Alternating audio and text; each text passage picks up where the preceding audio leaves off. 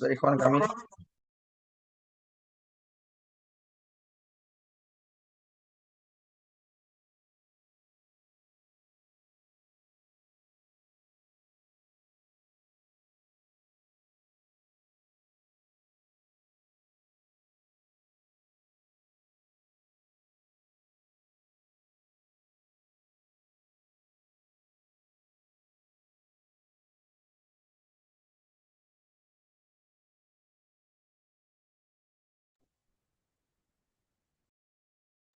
Suara saya udah keluar? Sudah Ustaz. Baik, bismillah. Alhamdulillah wassalatu wassalamu ala Rasulillah wa ala alihi wa sahbihi wa walah.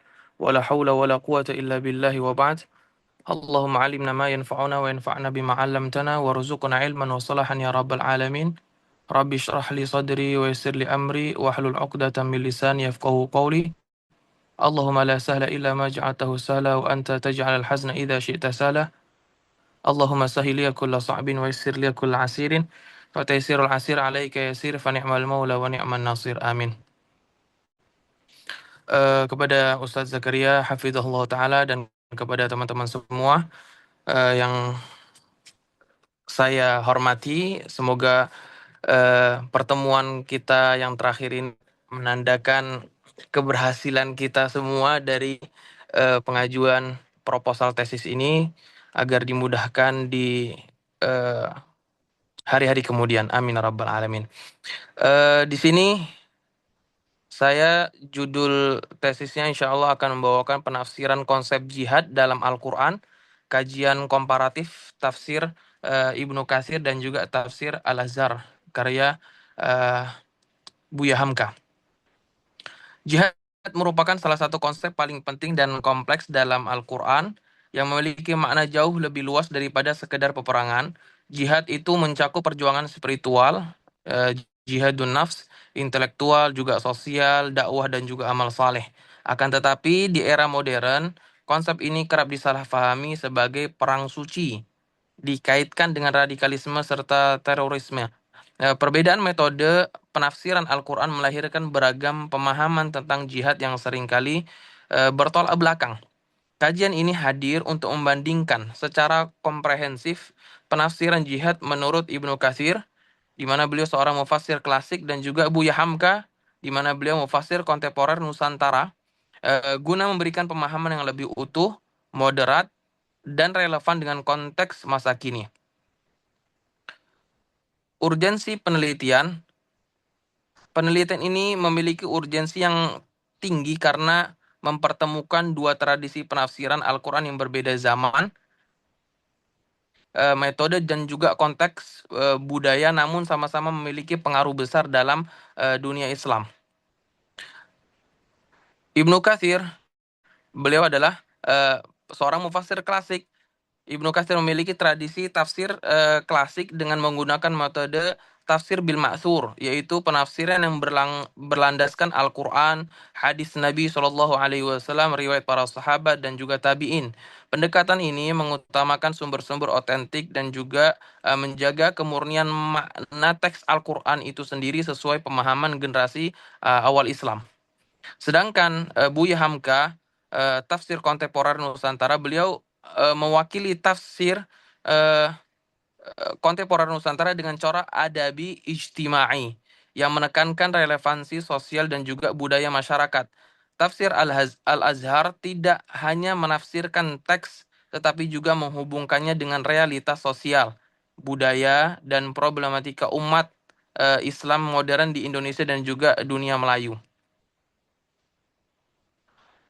Signifikansi penelitian itu membandingkan kedua tafsir ini memberikan pemahaman jihad yang lebih utuh dan juga komprehensif, sekaligus menjadi upaya akademis untuk menangkal radikalisme dan ekstremisme yang kerap menyalahgunakan konsep jihad demi kepentingan ideologis tertentu.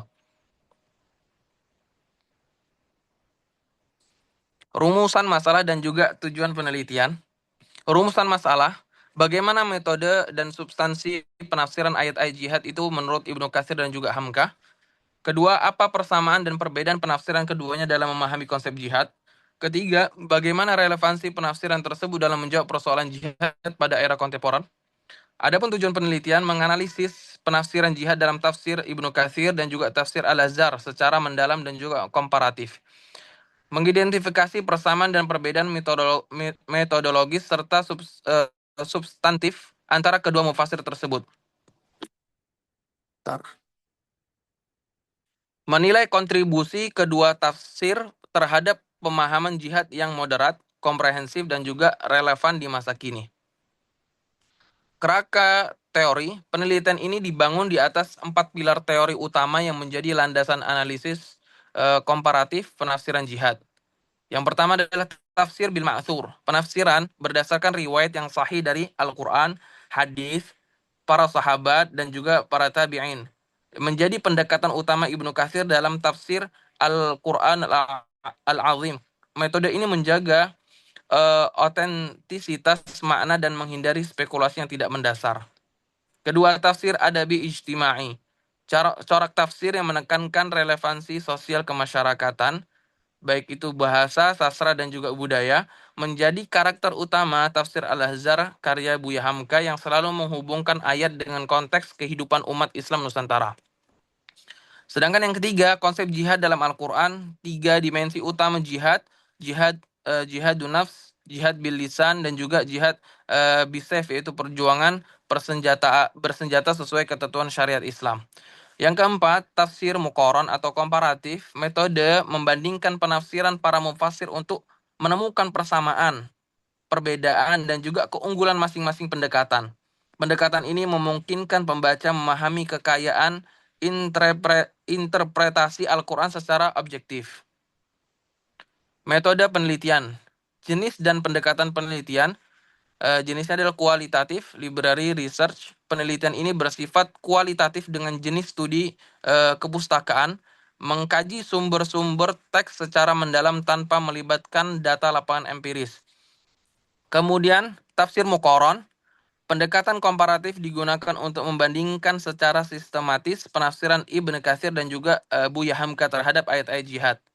Adapun sumber data, sumber primernya adalah ayat-ayat jihad dalam Al-Quran sebagai objek utama kajian. Kemudian tafsir Ibnu Katsir, yaitu tafsir Al-Quran Al-Azim, sebagai representasi tafsir bil ma'thur. Sedangkan tafsir Al-Azhar karya Buya Hamka sebagai representasi tafsir adabi ijtimai. Sumber sekunder, buku-buku akademik tentang metodologi tafsir dan juga konsep jihad, jurnal ilmiah, skripsi, tesis, dan juga artikel terkait penafsiran Al-Quran, literatur tentang radikalisme, ekstremisme, dan juga moderasi Islam. Deskriptif analitis, data dideskripsikan secara akurat, kemudian dianalisis untuk menemukan pola, persamaan, perbedaan, dan juga implikasi dari kedua penafsiran. Kontribusi penelitian ini memberikan kontribusi signifikan baik dari sisi pengembangan ilmu pengetahuan maupun manfaat langsung bagi masyarakat dan juga dunia pendidikan Islam. Memperkaya tafsir komparatif, yaitu memperkaya khazanah kajian tafsir komparatif dan menghadirkan perbandingan sistematis antara dua tradisi penafsiran yang berbeda zaman dan juga metode. Integrasi perspektif dan juga kontemporer. Mengintegrasikan perspektif tafsir klasik bil ma'thur dan juga tafsir kontemporer Nusantara, yaitu adabi ijtimai, dalam satu kerangka kajian yang koheren tentang jihad. Menambah khazanah studi Al-Quran, dan juga ilmu tafsir, khususnya dalam konteks pemahaman konsep jihad secara akademis dan juga komprehensif. Menjadi rujukan akademik yang dapat digunakan oleh peneliti, mahasiswa, pengkaji ilmu tafsir dalam mengembangkan kajian serupa di masa mendatang. Pemahaman jihad moderat membantu masyarakat memahami konsep jihad secara moderat, utuh, dan tidak parsial sehingga terhindar dari pemahaman yang ekstrim dan juga menyimpang. Pencegahan radikalisme menjadi referensi penting dalam upaya pencegahan radikalisme dan juga ekstremisme, khususnya yang memanfaatkan narasi jihad untuk tujuan ideologis yang menyimpang. Kebaruan peneliti, novelty. Belum terdapat penelitian yang secara khusus membandingkan penafsiran ayat-ayat jihad antara tafsir Ibnu Katsir dan juga Tafsir Al-Azhar karya Buya Hamka melalui pendekatan tematik atau maudhu'i. Inilah yang menjadikan penelitian ini memiliki nilai kebaruan yang signifikan dalam khazanah studi Al-Quran.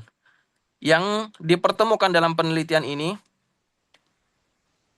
tafsir klasik bil ma'thur, tafsir dengan pendekatan berbasis riwayat otentik dari Al-Quran, hadis, sahabat, dan juga tabi'in menjamin kemurnian makna sesuai pemahaman generasi awal Islam. Sedangkan tafsir kontemporer ada ijtimai, Hamka dengan pendekatan yang menekankan relevansi sosial, budaya, dan juga kontekstual bagi masyarakat Islam modern khususnya di Nusantara. Hasil yang diharapkan dengan mempertemukan kedua tradisi tafsir ini, penelitian ini bertujuan menghasilkan pemahaman jihad yang lebih komprehensif, moderat, dan juga relevan dengan konteks modern. Pemahaman ini diharapkan dapat meluruskan kesalahpahaman publik tentang jihad yang kerap direduksi menjadi kekerasan semata, memberikan landasan akademis yang kuat bagi narasi moderasi Islam, menjadi kontribusi nyata dalam upaya deradikalisasi melalui pendidikan dan juga kajian keilmuan, juga dapat mendorong dialog konstruktif antara tradisi tafsir klasik dan juga kontemporer dalam menjawab problematika umat Islam masa kini. Penafsiran konsep jihad dalam Al-Quran. Kajian komparatif tafsir Ibnu Katsir dan juga tafsir Al-Azhar karya Buya Hamka, itu jihad merupakan salah satu konsep paling penting dan kompleks dalam Al-Quran yang memiliki makna ini sudah kayaknya. Ini sudah.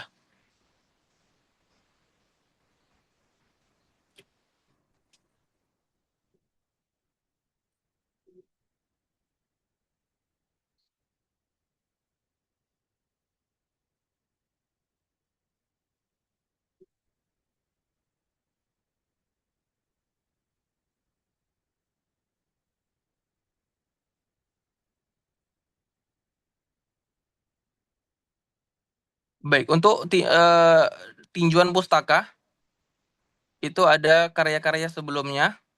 Yang pertama adalah penelitian mengenai konsep jihad dalam pemikiran Hamka.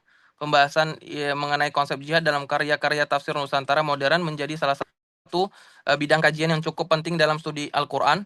Salah satu penelitian yang mengangkat tema tersebut dilakukan oleh Sudarmono melalui tesis berjudul Konsep Jihad dalam Al-Quran Perspektif Hamka dalam Tafsir Al-Azhar yang disusun pada program studi Magister Ilmu Al-Quran dan juga Tafsir Institut PTIQ Jakarta. Penelitian tersebut mengkaji pandangan Hamka tentang jihad dengan menggunakan metode penelitian kepustakaan serta pendekatan tafsir tematik. Temuan penelitian menunjukkan bahwa Hamka memaknai jihad tidak hanya sebatas peperangan, tapi juga mencakup berbagai bentuk pengabdian dan perjuangan yang dilakukan secara sungguh-sungguh atas dasar keikhlasan. Bentuk-bentuk jihad tersebut meliputi pelaksanaan ma'ruf nahi mungkar, aktivitas dakwah, pendidikan umat dan serta berbagai upaya kesadaran beragama di tengah masyarakat. Menurut Buya Hamka, jihad dalam bentuk perang hanya dapat dilakukan apabila memperoleh legitimasi dari otoritas yang berwenang. Sedangkan jihad non-fisik mencakup seluruh aktivitas positif yang memberikan manfaat bagi agama dan juga kehidupan umat. Kajian Sudarmono memiliki keterkaitan yang erat dengan penelitian yang akan dilakukan dilakukan keduanya sama-sama menjadikan tafsir Al-Azhar karya Buya Hamka sebagai fokus pembahasan dalam mengkaji ayat-ayat jihad. Meskipun demikian terdapat perbedaan mendasar pada cakupan dan metode analisis yang digunakan. Jika penelitian Sudarmono berfokus pada pemikiran satu mufassir yaitu Buya Hamka, maka penelitian ini akan memperluas perspektif melalui pendekatan komparatif dengan membandingkan penafsiran Buya Hamka dan juga penafsiran Ibnu Katsir. Dengan demikian, penelitian ini diharapkan dapat menghasilkan pemahaman yang lebih luas mengenai konsep jihad melalui dialog antara tradisi tafsir klasik dan juga tafsir kontemporer. Kemudian juga karya yang terdahulu ada kajian komparatif tentang konsep jihad dalam perspektif dua mufassir. Itu Pendekatan komparatif dalam studi tafsir merupakan salah satu metode yang efektif untuk menelaah beragam perspektif para mufasir terhadap ayat-ayat Al-Quran melalui perbandingan antara tokoh-tokoh yang memiliki latar belakang intelektual, lingkungan sosial, metode penafsiran yang berbeda. Peneliti dapat memperoleh pemahaman yang lebih komprehensif mengenai dinamika interpretasi Al-Quran. Dalam artikel berjudul Konsep Jihad, Studi Komparatif terhadap Pemikiran Sayyid Qutb dan juga Muhammad Quraish Shihab yang dimuat dalam jurnal At-Tibyan.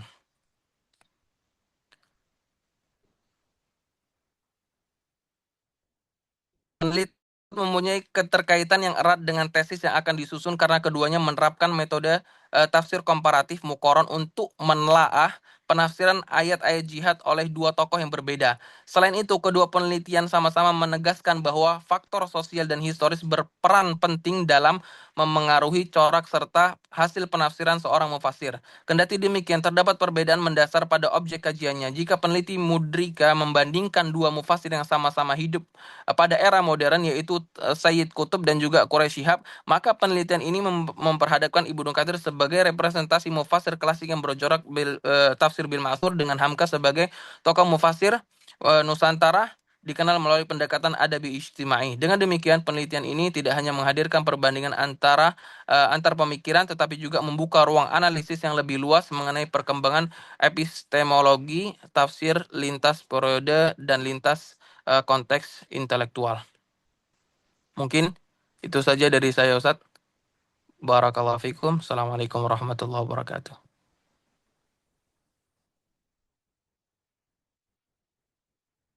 Waalaikumsalam warahmatullahi wabarakatuh. Saya sudah. Monggo Ustaz, Oke. monggo. Ini satu aku mana, Pak? Baju satu aku mana? Nih. Iya, yang berisik. Masya Allah mau ikut presentasi sepertinya anaknya Ustaz. Satu. Kita cari nggak? Ustaz. Sama. Hah?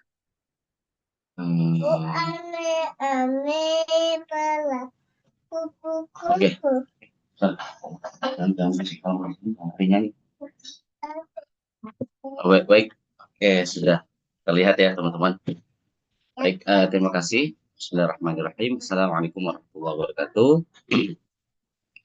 Mohon izin Pak Dokter dan teman-teman, saya akan presentasikan proposal ini. Ya, temanya adalah tentang pembentukan worldview Quran pada santri, TPQ, dan Al-Qasam melalui internalisasi nilai-nilai Al-Quran. Kajian Living Quran.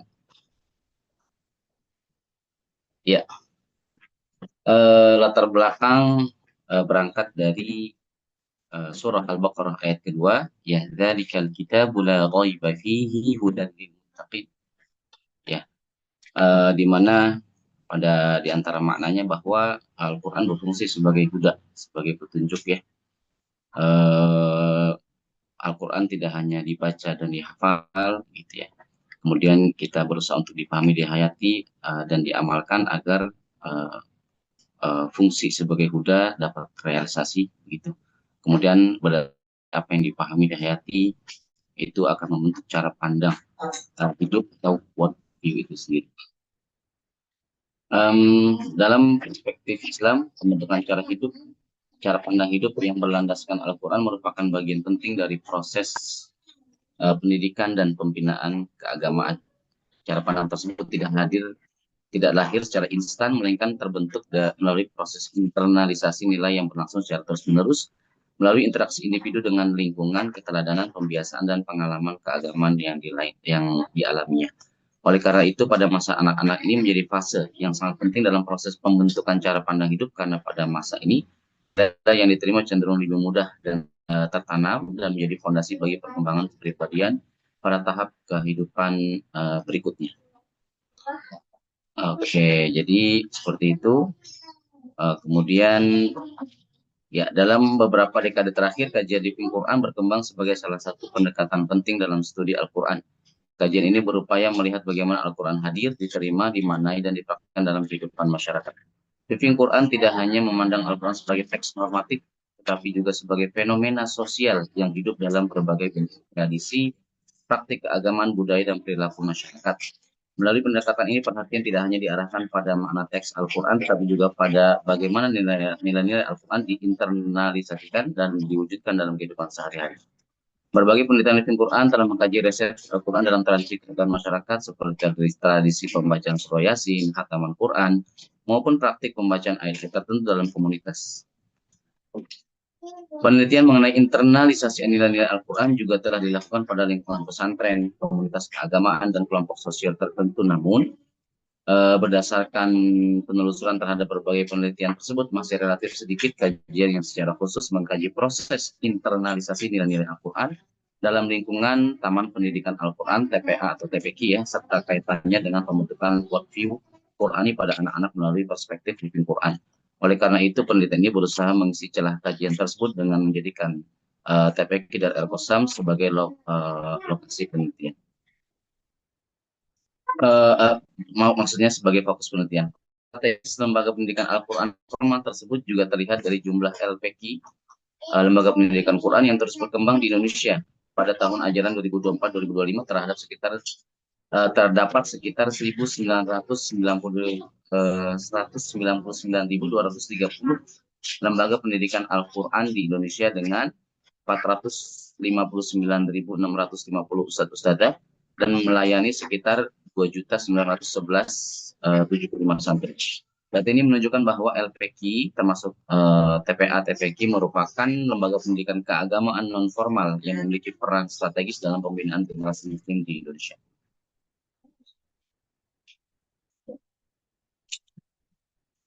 Iya, oke. Iya. TPQ dari Al-Qasam yang kami jadikan kajian ya, penelitian yang merupakan salah satu lembaga pendidikan Al-Quran yang lahir dari kepedulian terhadap kondisi sosial anak-anak di lingkungan sekitarnya.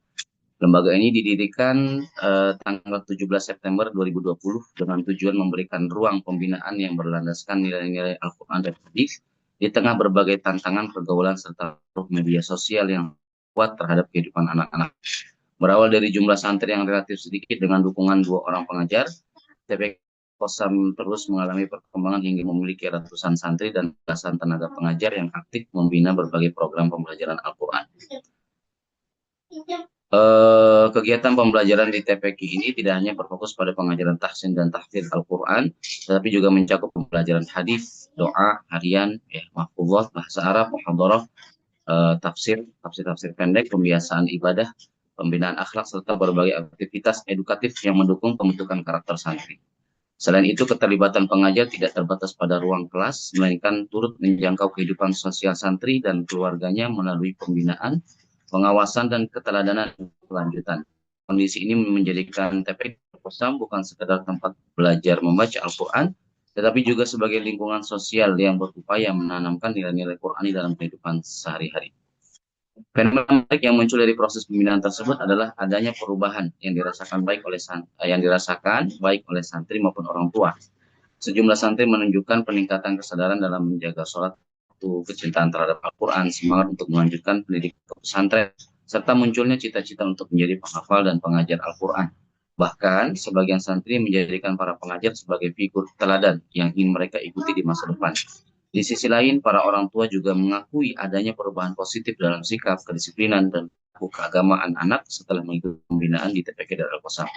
Fenomena tersebut menunjukkan bahwa interaksi santri dengan nilai-nilai Al-Quran tidak hanya menghasilkan kemampuan membaca dan menghafal, tetapi juga berpotensi mempengaruhi orientasi hidup, pilihan cita-cita, dan cara mereka memandang nilai-nilai kehidupan.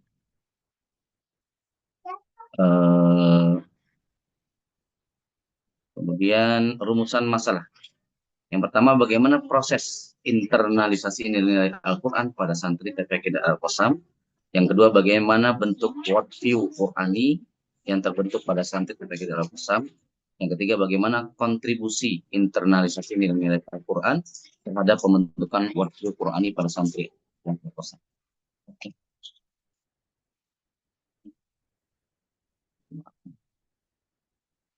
Oke, kemudian tujuan penelitian.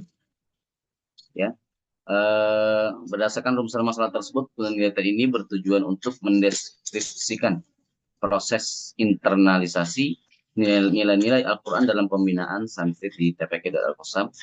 Yang kedua, menganalisis bentuk worldview Qurani yang terbentuk pada santri TPQ Darul Qasam. Kemudian yang ketiga, menganalisis kontribusi internalisasi nilai-nilai Al-Quran terhadap pembentukan worldview Qurani pada santri TPQ Darul Qasam.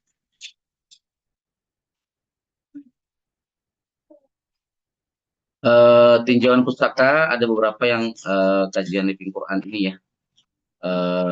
Yang saya kutip ada 5, jadi saya cantumkan di antaranya 3 ya.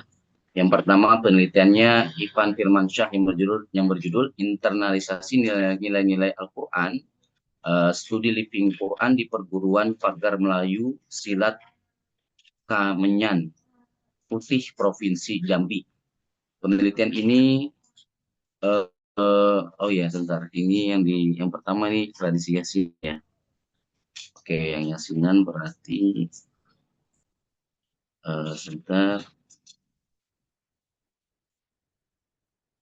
Oke, penelitian mengenai tradisi pembacaan surah Yasin dalam masyarakat Muslim. Oke, kemudian yang B ya, internalisasi nilai di pesantren. Ini penelitiannya Muhammad Yunus yang berjudul internalisasi nilai-nilai di Quran di Pondok Pesantren Raudhatul Quran, Logo Anyar Lamongan. Penelitian ini mengkaji proses internalisasi nilai Al-Quran dalam lingkungan pesantren melalui berbagai aktivitas pendidikan dan pembiasaan keagamaan. Persamaannya terletak pada kajian internalisasi nilai Al-Quran, sedangkan perbedaannya terletak pada fokus penelitian yang dilakukan di lingkungan pesantren dan belum secara khusus mengkaji pembentukan worldview Qurani pada anak-anak. Kemudian ada juga tentang penelitian tradisi khataman Al-Quran dalam perspektif living Quran. Penelitian Amri Saputra dan tim internalisasi nilai pendidikan anak di TPA Sambilegi. Kajian living hadis dalam pembentukan karakter religius anak. Ini menunjukkan bahwa internalisasi nilai Quran melalui pembiasaan keteladanan berpengaruh terhadap pembentukan karakter religius anak. Persamaan pendidikan ini terletak pada fokus pembinaan anak dalam lembaga pendidikan keagamaan non formal. Adapun perbedaannya tetap pada objek kajian yang menggunakan perspektif living hadis. Sedangkan penelitian ini menggunakan perspektif living Quran dengan fokus pada pembentukan worldview Qurani. Oke. Jadi masih sangat sedikit ya yang dari apa yang pemateri bawakan terkait terhadap yang sudah ada. Kemudian kerangka teori. Penelitian ini menggunakan beberapa konsep yang saling berkaitan untuk menjelaskan proses pembentukan worldview Qurani pada santri TPQ Darul Qasam. Teori-teori tersebut meliputi konsep living Quran, internalisasi nilai, dan worldview Islam sebagai landasan dalam menganalisis fenomena yang diteliti. Yang pertama, living Quran merupakan salah satu pendekatan dalam studi Al-Quran berfokus pada bagaimana Al-Quran hadir, diterima, dimaknai, dan dipraktikkan dalam kehidupan masyarakat. Pendekatan ini tidak hanya memandang Al-Quran sebagai teks normatif yang dikaji melalui penafsiran, tetapi juga sebagai fenomena sosial yang hidup dalam berbagai bentuk tradisi, praktik keagamaan, perilaku, serta aktivitas keseharian umat Islam. Yang kedua, internalisasi nilai. Internalisasi nilai merupakan proses penanaman dan penghayatan nilai sehingga menjadi bagian dari kesadaran individu yang tercermin dalam perilaku kehidupan sehari-hari. Dalam pendidikan Islam, internalisasi nilai berlangsung melalui berbagai mekanisme seperti keteladanan, pembiasaan, pengajaran, pengawasan, dan pengalaman sosial keagamaan. Teori ini digunakan untuk menganalisis bagaimana nilai-nilai Al-Quran ditransformasikan dalam lingkungan TPQ Darul Qasam, serta bagaimana proses tersebut membentuk pola pikir dan perilaku santri. Yang ketiga, worldview Islam merupakan cara pandang seseorang terhadap realitas, kebenaran, kehidupan, dan tujuan keberadaan manusia yang menjadi dasar dalam berpikir, bersikap, dan bertindak. Dalam perspektif Islam, worldview dibangun berdasarkan nilai-nilai wahyu yang bersumber dari Al-Quran dan Sunnah. Menurut Syekh Muhammad Naqib Al-Attas, worldview Islam merupakan pandangan tentang realitas dan kebenaran yang membentuk cara manusia memahami Tuhan, manusia, alam semesta, ilmu pengetahuan, dan tujuan hidup. Dengan demikian, worldview tidak hanya berkaitan dengan aspek pengetahuan, tetapi juga mencakup orientasi hidup dan perilaku seseorang. Yang keempat, worldview Qurani pada anak. Pembentukan worldview Qurani pada anak. Pembentukan worldview Qurani pada anak dipahami sebagai proses bertahap yang terjadi melalui interaksi antara nilai-nilai Al-Quran dengan pengalaman pendidikan, lingkungan sosial, keteladanan, dan pembiasaan yang diterima anak. Dalam konteks pendidikan ini, TPQ dipandang sebagai ruang sosial yang memungkinkan berlangsungnya proses internalisasi nilai-nilai Al-Quran yang kemudian berkontribusi terhadap pembentukan worldview Qurani pada santri. Ya, kerangka berpikir ini menjelaskan alur logis penelitian dari proses internalisasi nilai hingga terbentuknya worldview Qurani. Fokus penelitian terletak pada bagaimana nilai-nilai Al-Quran diinternalisasi dan berdampak pada pembentukan worldview Quran santri. Berpada teori living Quran dan pendekatan pendidikan nilai. Ya, jadi internalisasi nilai Al-Qurannya merupakan dalam bentuk adanya pembelajaran, keteladanan, pembiasaan, kemudian pengawasan, bukan hanya saat di tempat ngaji, namun dalam keseharian, dalam sosial, kemudian pembinaan sosial. Metode penelitian, ya, jenis dan pendekatan penelitian. Penelitian ini merupakan penelitian lapangan dengan pendekatan kualitatif. Pendekatan kualitatif digunakan untuk memahami fenomena sosial secara mendalam, berdasarkan perspektif subjek penelitian serta untuk memperoleh gambaran yang komprehensif mengenai realitas yang diteliti. Dalam penelitian ini, pendekatan kualitatif digunakan untuk mengkaji proses internalisasi nilai-nilai Al-Quran dan pembentukan worldview Qurani pada santri TPQ Darul Qasam. Penelitian ini menggunakan perspektif living Quran yang berfokus pada fenomena sosial yang muncul dari interaksi masyarakat dengan Al-Quran. Pendekatan living Quran yang memandang Al-Quran sebagai teks yang ditafsirkan, tetapi juga sebagai teks yang diaktualisasikan dalam berbagai praktik sosial keagamaan masyarakat. Teknik pengumpulan data, observasi, ya, wawancara, kemudian dokumentasi. Analisis datanya menggunakan model analisis interaktif yang dikembangkan oleh Mills, Huberman, dan Saldana yang meliputi 3 tahapan, yaitu reduksi data, penyajian data, serta penarikan kesimpulan dan verifikasi. Analisis dilakukan secara terus-menerus sejak proses pengumpulan data hingga penelitian selesai sehingga diperoleh pemahaman yang mendalam terhadap fenomena yang diteliti. Lokasinya ya itu yang dijadikan objek adalah TPQ Darul Qasam. Kemudian informannya dari pengurus yayasan atau pengelola ya atau ustadzah tenaga pengajar di TPQ tersebut, kemudian dari santri dan orang tua santri. Kontribusi atau manfaat penelitian ada akademik dan praktis. Yang pertama tentu tentang pengembangan kajian living Quran, yang kedua penguatan konsep worldview Qurani, yang ketiga kajian Al-Quran dalam pendidikan non formal. Kontribusi praktisnya menjadi bahan evaluasi dari TPA TPQ. Kemudian salah satu di antara model pembinaan Qurani, ya. Kemudian adanya referensi bagi orang tua dan pendidik terhadap dari penelitian ini. Baik, harapan penelitian ini diharapkan dapat memberikan gambaran mengenai proses internalisasi nilai Al-Quran dalam lingkungan TPQ serta kontribusinya terhadap pembentukan worldview Qurani pada santri melalui perspektif living Quran. Kurang lebih demikian. Billahi taufiq wal hidayah. Assalamualaikum.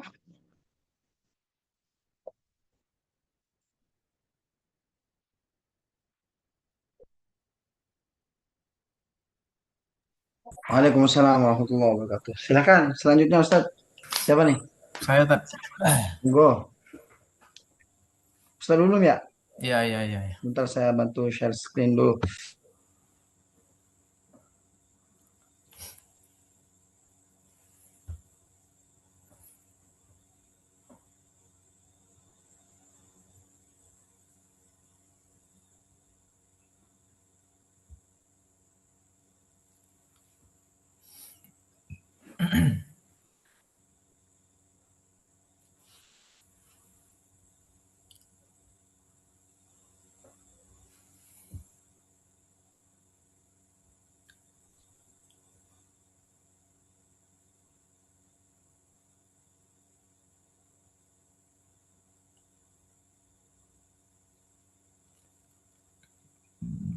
Oke,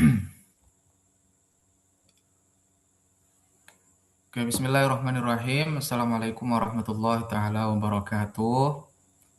Yang sama-sama kita hormati Bapak dosen Dr.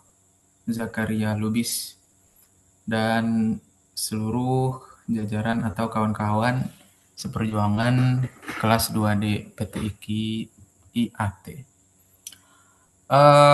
Judul dari proposal tesis saya kali ini adalah Milkul Yamin dalam Tafsir Hermeneutis Kontemporer, studi komparatif pemikiran Muhammad Syahrur dan Sahiron Syamsuddin. Lanjut, Ustaz. Secara latar belakang, kita tahu bersama-sama bahwa Islam itu secara historis sangat menjunjung terhadap pembebasan atau bahkan penghapusan perbudakan. Bisa dilihat dari berbagai ayat dan hadis atau bahkan sejarah itu pembebasan budak itu sangat ditekankan, bahkan dijadikan sanksi terhadap pelanggaran-pelanggaran yang sangat berat gitu. Contohnya misalkan mangqatala mu'minan khotoan fatahriru raqabah, yang membunuh atau yang zihar, kemudian ada lagi pelanggaran yang lain itu, bahkan juga ada fakku raqabah dalam ayat Al-Balad sebagai amal soleh yang sangat dianjurkan. Tapi di sisi lain terdapat kenyataan tekstual dalam Al-Quran yang memang secara gamblang itu membolehkan seorang tuan, dan ini membolehkan seorang tuan untuk menggauli budak perempuan, dan itu di luar pernikahan. Ayat tersebut bisa dilihat dari konteks ini adalah ayat Al-Mu'minun illa ala azwajihim aw ma malakat aymanuhum. Kemudian ayat-ayat Al-Ma'arij, Nisa, dan ayat-ayat Al-Ahzab itu para mufassir baik ulama fikih atau secara mazhab fikih dan mufassir tradisional itu menganggap hubungan seksualitas atau legalitas hubungan seksual antara tuan dengan budak perempuan itu tanpa akad nikah. Bisa dilihat dari tafsir Ibnu Katsir, kemudian tafsir Al-Qurtubi, kemudian dari tafsir yang lain itu yang kita sebut nanti di sini di makalah atau di proposal ini sebagai tafsir yang dominan. Kemudian yang kedua, ada pemaparan dari ijma yang boleh menggauli budaknya. Nah, itu kan dianggap ijma. Tapi setelah di masa yang sekarang ini budak itu tidak ada, maka itu diadakan ijma kedua atau ijma'nya yaitu berhenti bahwa kebolehan menggauli budak dalam Al-Quran itu telah disepakati berhenti oleh ulama. Dan itu bukan karena adanya nasah, tapi karena ketiadaan objeknya, budaknya sendiri itu tidak ada. Jadi seakan-akan ijma yang pertama itu masih bisa dipertanyakan lagi gitu. Nah, disinilah dari penulis ini ingin menelusuri memang apakah benar konteks yang diinginkan dalam Al-Quran itu tentang adanya ayat milkul yamin yang di Al-Quran itu memang membenarkan legalitas seksual bagi tuan terhadap budak perempuan di luar pernikahan. Nah, ini kan menarik jadinya. Dari ayat secara letterlek itu ayatnya menyatakan bahwa alladzina hum li furujihim hafidun illa ala azwajihim aw ma malakat aymanuhum. Nah, ini seakan-akan dari ayat ini itu memang seakan-akan memang menjurus ke tafsir yang dominan. Tetapi ketika di ayat yang lain, di ayat An-Nisa misalkan, ayat An-Nisa wal muhsonat minan nisa illa mamalakat aymanuhum. Kemudian wa in khiftum alla tuqsitu fil yatama fankihu, kemudian auma malakat aymanukum. Bahkan di Al-Ahzab itu sendiri Allah memberikan inna ahlalna laka azwajaka allati ataita ujurahunna wa ma malakat yaminuka mimma afa'allahu alaika. Ini semua ayat ini berkenaan dengan konteksnya hubungan erat dengan pernikahan. Maka ayat yang pertama itu seakan-akan memberikan celah dari ijma yang kedua sebagai yang problematik lah dalam tafsir dominan yang ada dalam tafsir tradisional.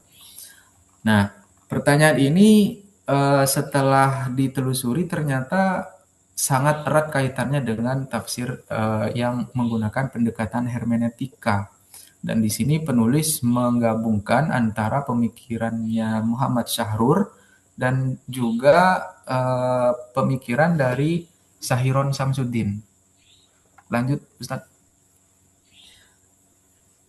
Muhammad Syahrur itu mengatakan bahwa dengan teori limitnya dan konklusi dari ayat milkul yamin itu adalah bahkan bisa melegalkan seks non marital atau seks di luar nikah. Dan budak yang sekarang itu disamakan dengan akadnya akdul ihsan atau komitmen tidak melaksanakan seksual dengan orang lain, atau nikah misyar atau nikah kontrak dan semacamnya. Itu yang diambil konklusi dari teori limit dari atau nazariyatul hududnya Muhammad Syahrur.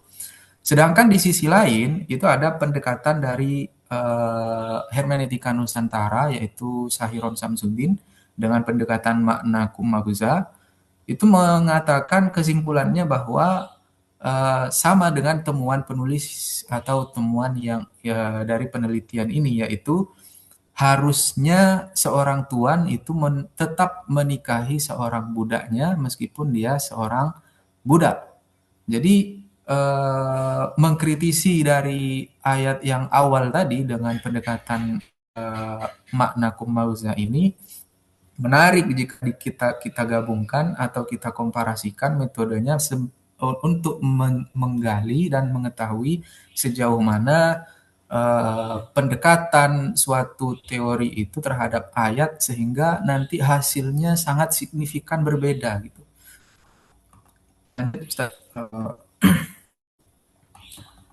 Maka di sini ada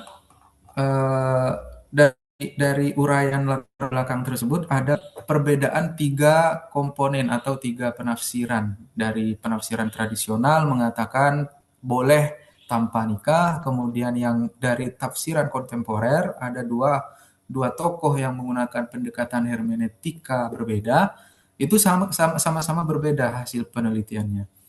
Namun di fokus utama kajian ini metode penafsiran Muhammad Syahrur dan metodenya Sahiron Samsuddin yang akan dikomparasikan yaitu makna kummaguza. Sehingga dari latar belakang masalah tersebut kita bisa menyimpulkan atau bisa merumuskan permasalahan. Sebetulnya permasalahannya itu bagaimana rumusan masalahnya adalah bagaimana sebenarnya metode Muhammad Syahrur dan Sahiron Samsuddin dalam mengkaji ulang ayat-ayat milkul yamin. Kemudian bagaimana relevansi hasil penafsiran keduanya terhadap kontekstualisasi problematika kontemporer. Nah, selanjutnya analisis metodologi. Kemudian tujuan penelitian di sini adalah menganalisis metode Muhammad Syahrur dan Sahiron Samsuddin dalam mengkaji ulang ayat-ayat milkul yamin. Kemudian menganalisis persamaan dan perbedaan penafsiran dengan masing-masing teorinya, menjelaskan relevansi hasil penafsiran keduanya terhadap kontekstualisasi problematika kontemporer. Kerangka teori di sini kita atau saya sebagai peneliti di sini mengambil konsep milkul yamin dalam tradisi tafsir klasik yang akan kami fokuskan kajiannya itu di 3 tafsir klasik yang mewakili atau dari beberapa fase. Fase klasik itu kita ambil Ibnu Katsir, kemudian fase pertengahan itu kita ambil Al-Qurtubi, dan fase kontemporer itu kita ambil Al-Misbahnya Pak Quraish Shihab yang sama-sama menegaskan teks tafsir dominan yang tadi disebutkan. Nah, kemudian sebagai pisau analisis utama itu adalah hermeneutikanya Muhammad Syahrur dengan teori limit dan eh, hermeneutika dari Syahiron Samsudin teori makna kummaghza. Selanjutnya jelas ini kerangka teorinya adalah tafsir muqaron yang menggabungkan atau mengkomparasikan pemikiran kedua tokoh yang menurut peneliti sangat penting dilakukan mengingat bahwa Syahrur ini berangkat dari latar belakang keilmuan eksakta dan cenderung melepaskan diri dari tradisi keilmuan tafsir klasik. Sedangkan Syahiron itu menawarkan kaidah hermeneutika yang ilmiah dan tetap responsif terhadap konteks kontemporer. Tapi yang jelas penelitian ini perlu dicatat bahwa tidak dalam bertujuan untuk memihak salah satu pendekatan, tapi menghadirkan dialog metodologis antara kedua teori dan kedua pemikiran dari kedua tokoh. Kemudian tinjauan pustaka atau penelitian sebelumnya. Lanjut Ustadz. Yang pertama ada konsep milkul yamin yang telah dikaji oleh Ihya Ulumuddin tahun 22 dalam artikel Perbudakan dalam Perspektif Muhammad Quraish Shihab. Di sini menjelaskan bahwa pemikiran Quraish Shihab terhadap perbudakan yang dihapus itu belum ternyata hanya dihapus fisiknya saja. Nah, di sini penulis mendapati kajiannya masih bersifat umum sehingga butuh penelitian yang lebih spesifik. Kemudian ada penelitian dari Indah Ayu Nurmala dan Nafi Mubarok 2024 itu tentang judulnya Milkul Yamin dalam Perspektif Ulama Tafsir Kontemporer. Namun penelitian ini lebih menitik beratkan terhadap aspek perbandingan mufasir tradisional dengan hasil penafsiran yang berbeda dari mufasir yang berbasis dengan hermeneutika kontemporer.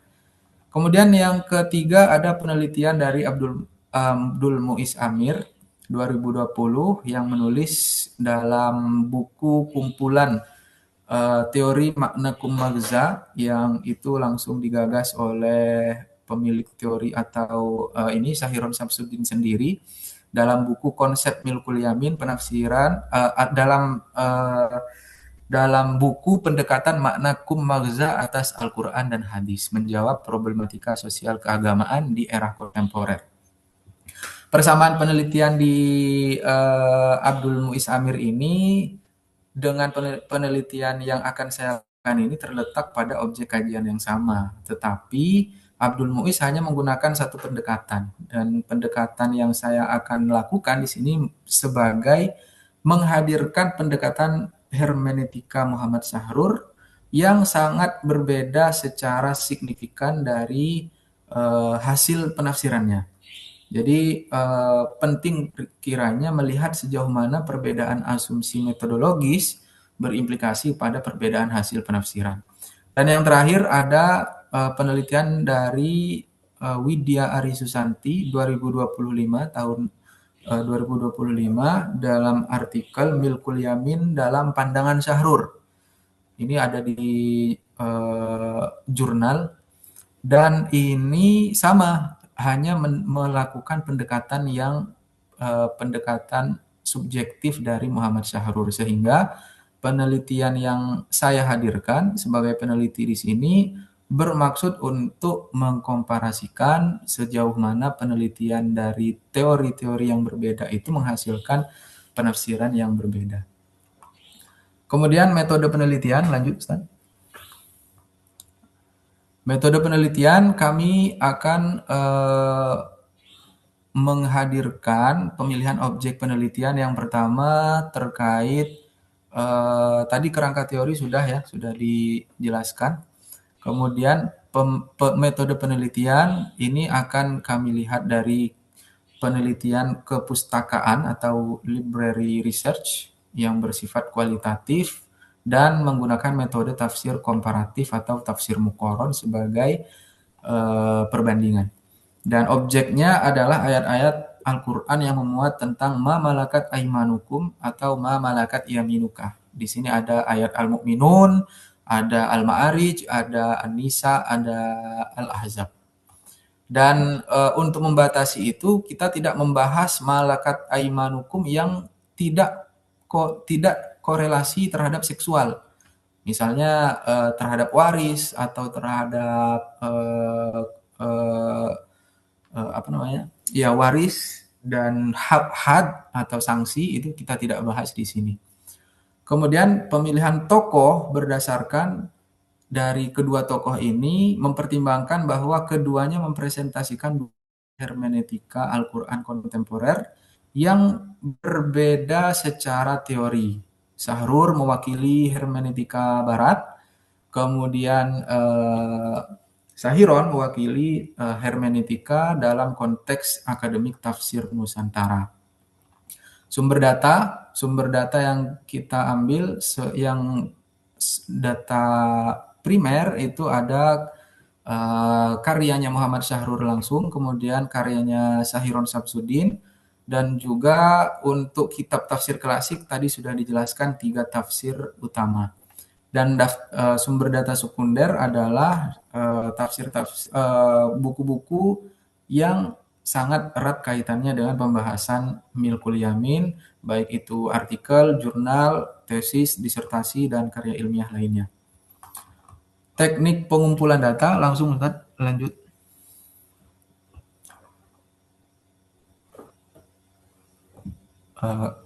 Pengumpulan data kita akan mengidentifikasi kemudian menyaring ayat-ayat Al-Quran yang memiliki frasa Milkul Yamin.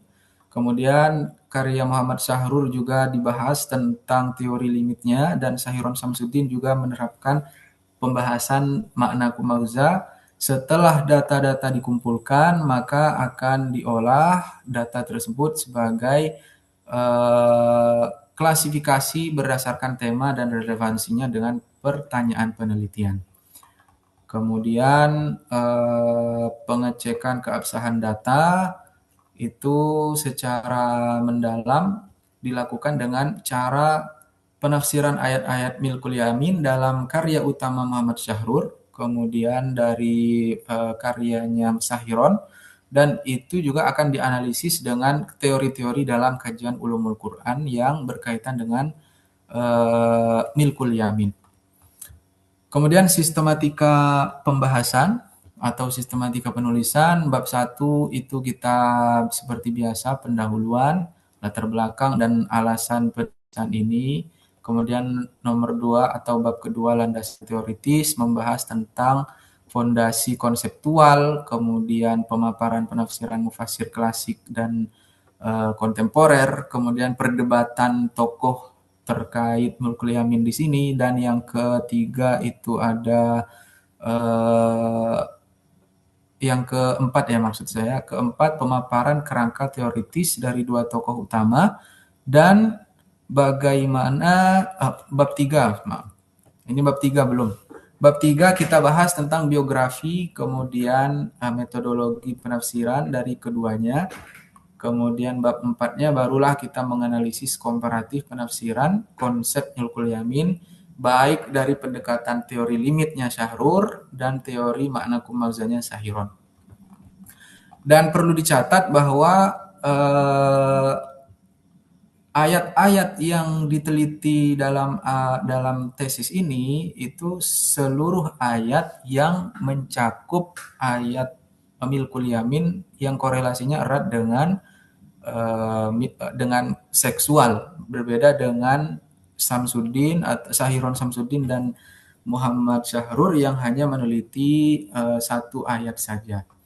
Maka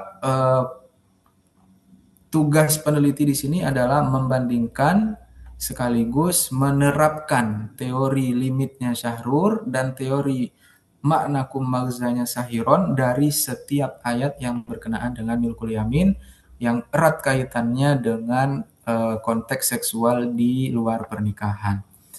Manfaat dari penelitian ini diharapkan secara teoritis itu dapat memperkaya khazanah keilmuan tafsir, baik itu tafsir hermeneutika maupun tafsir muqaron. Kemudian manfaat secara praktis adalah melengkapi hal yang menjadi celah utama dari penafsiran dominan yang dirasa problematik dan juga menjadi referensi utama bagi akademisi yang lainnya. Demikian yang bisa saya sampaikan, kurang lebihnya mohon maaf. Assalamualaikum warahmatullahi wabarakatuh.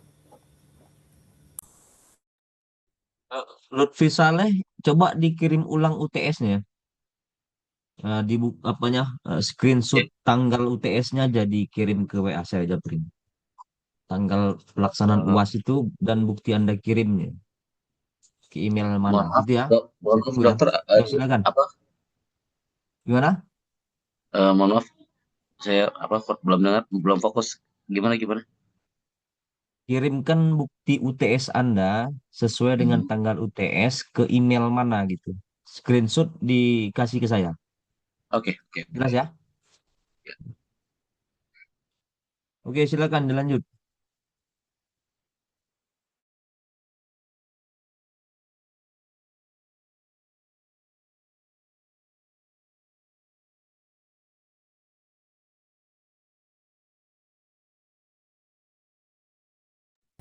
Ustadz dulu udah selesai? Sudah Ustadz, sudah. Oh, slide-nya nggak sampai bawah ini. Sorry. Kelewat mungkin. Ya, oke. Selanjutnya siapa nih? Monggo. Mungkin izin Ustaz. Monggo Ustadz Farhan. Punten diturunin dulu Ustaz.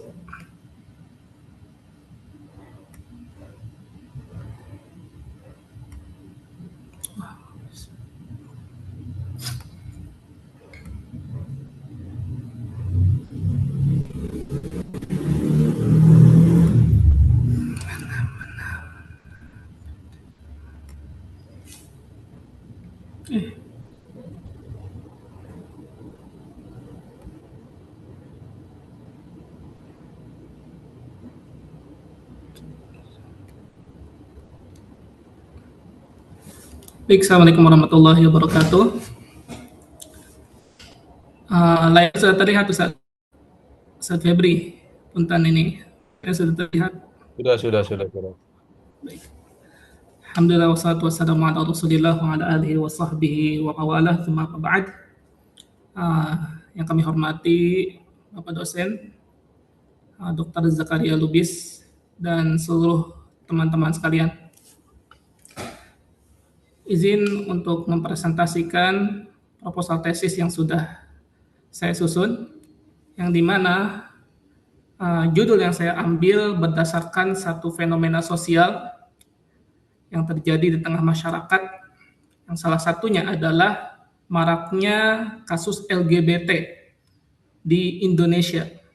Di sini salah satu contoh kasusnya bagaimana meningkatnya kasus LGBT di Kota Bekasi, yang terdapat 6.176 kasus. Begitupun salah satu alasan yang melatar belakangi penulisan judul dari tesis yang saya susun, bagaimana fenomena boti dan remaja feminin yang terjadi di kalangan muda secara khususnya. Dan yang lebih mirisnya lagi, bagaimana kaum-kaum ini yang disebut dengan boti di lingkungan remaja meminta validasi dari masyarakat agar bagaimana kita selaku masyarakat bisa menormalisasi perilaku mereka. Didasarkan pada kasus sosial ini, saya mengambil satu judul, yaitu reaktualisasi nilai-nilai Al-Quran sebagai upaya preventif terhadap krisis identitas gender di kalangan remaja. Satu proposal tesis diajukan kepada program studi Magister Ilmu Al-Quran dan Tafsir sebagai salah satu persyaratan menyelesaikan studi strata 2 untuk memperoleh gelar Magister Agama. Baik. Mungkin singkat saja, saya akan langsung menjelaskan secara umum dari apa yang akan saya susun nanti, yang dimana reaktualisasi nilai-nilai Al-Quran sebagai upaya preventif terhadap krisis identitas gender di kalangan remaja ini adalah, yang pertama di sini ada reaktualisasi nilai-nilai Al-Quran, yang dimana penulis akan mengkaji ayat-ayat yang berkaitan tentang fitrah manusia, gender, begitu juga ayat-ayat yang berkaitan tentang kisah-kisah Nabi, yang tentunya yang relevan dengan kasus ini adalah kisah Nabi Lut alaihi salam. Berdasarkan pandangan para mufasir, maupun itu mufasir klasik ataupun kontemporer, Nusantara ataupun non-Nusantara, yang kemudian akan diambil nilai-nilai dari ayat-ayat yang dikutip. Kemudian di sini ada upaya preventif, yang dimana upaya preventif ini adalah tindakan pencegahan yang dilakukan sebelum suatu masalah atau konflik terjadi. Tujuannya adalah untuk menghilangkan faktor penyebab dan kesempatan agar masalah tidak berkembang atau merugikan di kemudian hari. Jadi yang saya ambil adalah upaya preventif. Nah, bagaimana pencegahan-pencegahan yang harus dilakukan sebelum kasus itu terjadi. Jadi nanti bentuk pendekatannya lebih ke misalkan keluarga, bagaimana lingkungan pertemanan di antara para remaja, bagaimana mereka bermuamalah bersama sosial media seperti itu. Kemudian di sini ada krisis identitas gender. Penulis akan fokus menganalisis dan mendeskripsikan fenomena serta faktor-faktor yang melatar belakangi terjadinya krisis penyimpangan identitas gender di kalangan remaja Indonesia dari sumber-sumber yang terpercaya dan valid. Seperti itu. Yang secara umum, tesis ini bermaksud mengontekstualisasikan kembali tuntunan Al-Quran sebagai benteng pencegahan dini terhadap maraknya fenomena krisis identitas gender dan maraknya penyimpangan seksual seperti LGBT dan tren disorientasi seksual di kalangan remaja Indonesia secara khusus. Melalui reaktualisasi ayat-ayat asal mula penciptaan manusia yang pasangan seperti yang disebutkan dalam surat Al-Hujurat, penjagaan kesucian fitrah biologis manusia, pemaknaan historis atas kisah kaum Nabi Lut alaihi salam berdasarkan pandangan para mufasir. Penelitian ini merumuskan sebuah model edukasi nilai yang dapat meluruskan kembali jati diri, peran sosial, dan moralitas generasi muda agar tidak tergerus oleh disorientasi psikologis dan pengaruh budaya luar. Kemudian metodologi penelitian.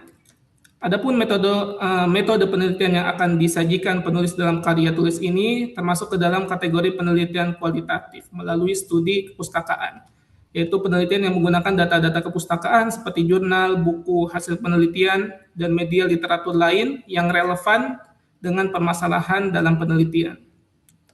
Dalam metode pengumpulan data, penulis menggunakan metode penelitian kepustakaan berupa studi atas dokumen-dokumen yang dikaji mengenai rumusan masalah yang hendak diteliti. Dokumen yang hendak dianalisis tentunya adalah buku-buku yang relevan dengan penelitian. Selain itu, cara penyajian teori yang akan diambil penulis adalah metode maudu'i, yaitu metode tematik. Penulis pertama akan mengumpulkan ayat-ayat yang mendukung teori, kemudian menganalisisnya satu persatu sehingga membuahkan kesimpulan yang diharapkan dalam penelitian ini. Kemudian rumusan masalah dari tesis yang akan disusun ini, yang pertama adalah bagaimana krisis penyimpangan gender di kalangan remaja di Indonesia, yang nanti ini akan dijabarkan di bab 3 insyaallah. Kemudian soal yang kedua atau rumusan masalah yang kedua, bagaimana reaktualisasi nilai-nilai Al-Quran sebagai upaya preventif terhadap krisis identitas gender di kalangan remaja. Mungkin singkat saja itu yang bisa saya sampaikan. Kami kembalikan kepada Pak Ketua.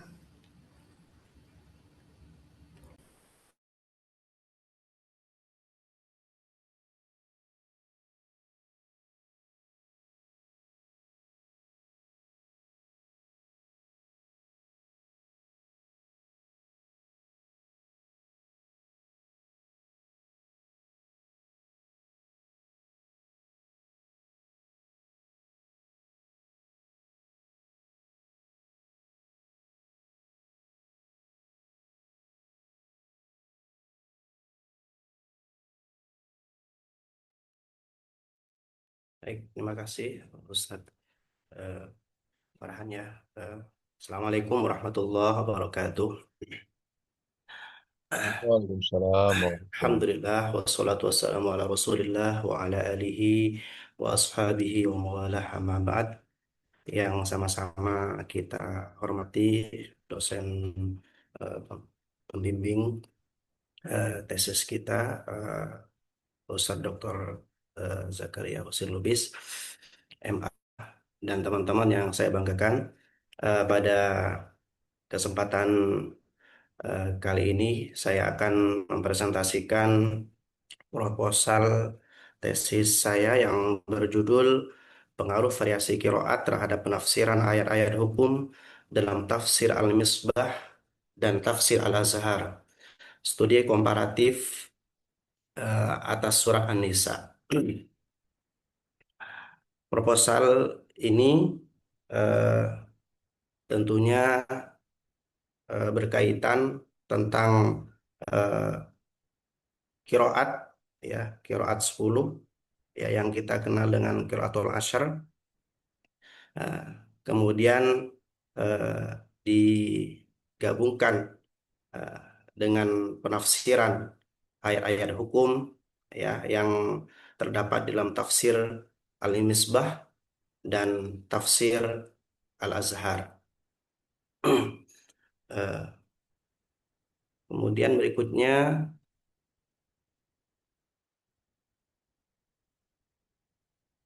tujuan penelitian menganalisis variasi qiraat pada ayat-ayat hukum surah An-Nisa dan membandingkan respon penafsiran antara tafsir Al-Misbah dan tafsir Al-Azhar serta implikasinya terhadap istinbat hukum.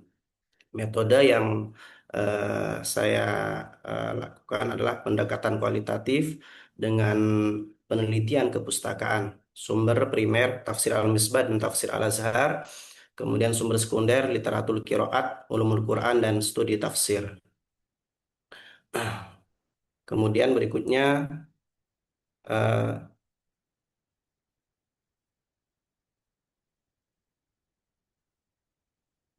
nggak keluar ya.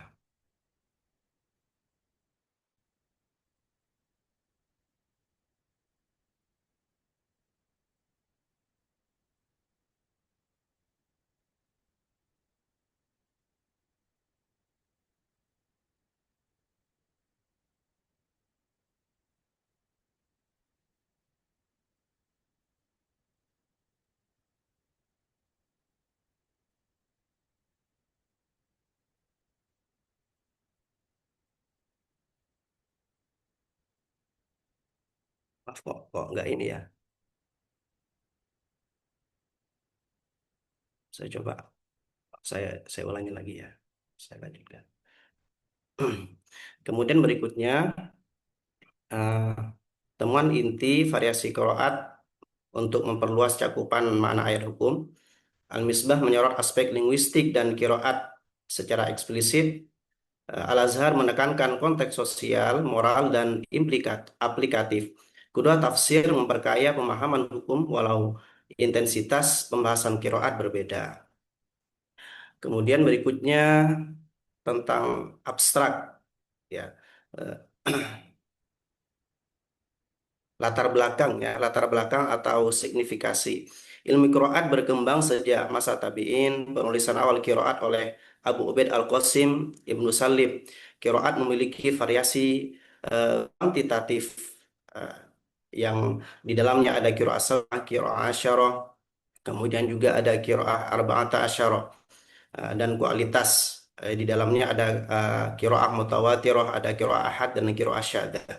Perbedaan bacaan dapat bersifat fonologis, morfologis, atau sintaktis, dan bila menyentuh substansi lafadz dapat menimbulkan perbedaan makna yang berdampak pada istinbat hukum. Dalam konteks tafsir Nusantara, kajian qiraat pada karya-karya besar seperti Al-Misbah dan Al-Azhar belum merata. Penelitian ini mengisi celah dengan memfokuskan pada ayat-ayat hukum, yaitu pada surah An-Nisa dengan menggunakan qiraah mutawatirah. Rumusan masalah dan tujuan. Ada dua rumusan masalah pada proposal penelitian ini. Yang pertama, bagaimana variasi qiraat pada ayat-ayat hukum pada surah An-Nisa. Bagaimana tafsir Al-Misbah dan tafsir Al-Azhar menafsirkan ayat-ayat hukum tersebut dan apa implikasinya terhadap istinbat hukum. Kemudian tujuan, dari penelitian adalah mengidentifikasi ayat-ayat hukum di dalam surah An-Nisa yang memiliki variasi qiraat dan berpotensi mempengaruhi makna hukum. Kemudian yang kedua, tujuannya adalah menganalisis cara Al-Misbah dan tafsir Al-Azhar di dalam merespon variasi tersebut dalam konstruksi penafsiran hukum. Manfaat penelitian secara teoritis menambah pustaka studi qiraat dan tafsir ahkam. Manfaat praktisnya memberi wawasan pada pengkaji hukum Islam dan tafsir mengenai peran qiraat dalam konstruksi hukum Islam kontemporer Nusantara. Selanjutnya, kerangka teori dan konsep qiraat. Definisi qiraat secara etimologi dari kata qara'a, membaca. Secara etimologis, perbedaan cara penuturan atau pelafatan Al-Quran yang memiliki sanad sampai Rasulullah SAW, meliputi bacaan yang disepakati maupun yang diperselisihkan. Klasifikasi kualitatif, yaitu mutawatirah, yang merupakan derajat tertinggi. Kemudian yang kedua, yaitu bacaan yang sahih namun tidak mutawatir. Kemudian yang ketiga adalah syadzah, yaitu bacaan yang menyalahi rasm atau ditolak oleh ahli qurra. Klasifikasi kuantitatif, qiraat sab'ah asyarah, kemudian arba'ata asyarah, kemudian daftar imam qiraat dan cakupan historisnya. Peran dalam tafsir, qiraat dapat mempengaruhi tafsir bila menyentuh substansi lafaz. Bila hanya lahjah atau dialek, biasanya tidak mengubah makna. Qiraat juga berfungsi sebagai alat penguat, pelengkap, atau pengalih penafsiran dalam konteks istinbat hukum. Berikutnya, inventarisasi ayat-ayat hukum di surah An-Nisa dengan variasi qiraat. Yang pertama yang akan dibahas di dalam proposal atau di tesis saya, yang pertama yaitu di surah An-Nisa ayat 3 tentang poligami, yang dimana di sini memiliki variasi bacaan yang mempengaruhi nuansa perintah berpoligami. Penekanan pada keadilan dan kemampuan menanggung tanggung jawab. Implikasi perbedaan pembacaan menghasilkan penekanan yang berbeda pada aspek pembatasan atau kondisi berkaitan dengan keadilan antar istri. Kemudian yang kedua, pada ayat 11 sampai dengan 12 yang berkenaan dengan warisan. Ragam bacaan memengaruhi penempatan angka, kata ganti atau kelokan sintaksis yang berimplikasi pada nisbah waris dan pembagian. Akibatnya, tafsir fikih terhadap bagian harta waris dapat berbeda dalam detail aplikatif. Kemudian berikutnya di An-Nisa ayat 19 yang membahas tentang hak suami istri. Variasi qiraat mengubah nuansa kewajiban dan perlindungan terhadap hak istri. Tafsir Al-Misbah cenderung menelaah perbedaan linguistik. Al-Azhar menyoroti implikasi sosial etis. Berikutnya lanjutan pembahasan berikutnya adalah tentang tayamum dan bersuci yang terdapat di surah An-Nisa ayat 43. Beberapa bacaan berbeda pada frasa berkaitan dengan objek tayamum dan kondisi sahnya. Perbedaan morfologi atau sintaksis dapat mengubah lingkup fikih toharoh dalam praktik sehari-hari. Berikutnya akan dibahas juga surah An-Nisa ayat 24-25 yang membahas tentang pernikahan. Variasi qiraat di ayat ini mempengaruhi keterangan kondisi dan syarat pernikahan. Misalnya istilah terkait mahromiyah atau izin yang berimplikasi pada definisi hukum perkawinan dalam konteks fikih keluarga. Analisis linguistik, perubahan fonologis atau harokat ya maupun hurufnya, kemudian morfologis, bentuk kata, dan sintaksis susunan kalimat. Analisis untuk menentukan apakah variasi menghasilkan perubahan semantik substantif yang relevan bagi penetapan hukum. Berikutnya analisis komparatif tafsir Al-Misbah dengan tafsir Al-Azhar. Tafsir Al-Misbah karya M. Quraish Shihab memiliki kecenderungan tahlili dan adabi ijtimai dengan perhatian kuat pada aspek kebahasaan dan rujukan qiraat. Quraish Shihab sering mengutip variasi bacaan saat variasi itu memiliki implikasi makna yang signifikan dan menggunakannya untuk memperkaya argumentasi hermeneutiknya. Kemudian tafsir Al-Azhar karya Buya Hamka. Berwatak adabi ijtimai, menonjolkan konteks sosial, etika, dan pesan moral. Pembahasan kiroat ada, namun tidak sedalam kajian filologis.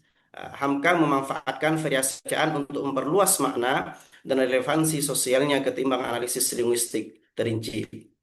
Persamaan dan perbedaan dari dua tafsir ini, persamaannya adalah keduanya mengakui kiroat sebagai penguat makna dan mempertimbangkan konteks. Perbedaan dari kedua tafsir ini, intensitas penggunaan kiroat, Al-Misbah lebih intensif secara linguistik, corak penafsiran Al-Misbah secara corak penafsiran Al-Misbah linguistik filologis, Al-Azhar kontekstual moral, serta pendekatan terhadap ikhtilaf fuqaha.